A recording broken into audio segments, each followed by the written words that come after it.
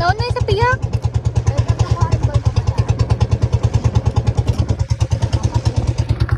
Tayo na, naka-iPhone lahat.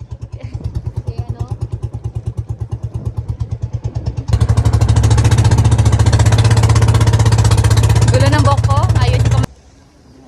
Bora, ano, tara. Ikaw pa. Exempted pa kami kay Sir sa Kuya. Uy.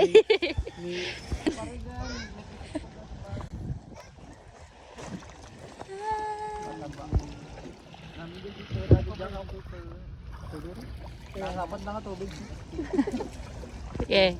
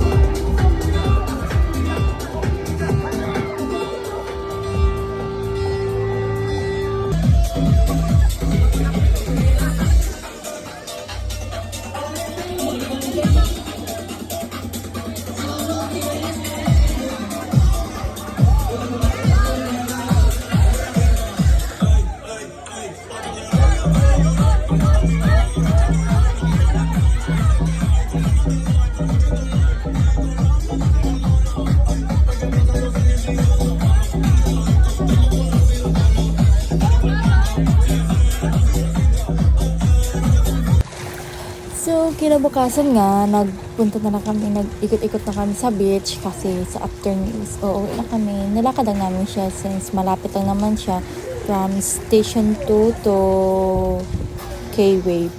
And mag-picture-picture na kasi matatapos yung vacation naman, 1 day lang naman kasi siya. Uwi kami pagka afternoon.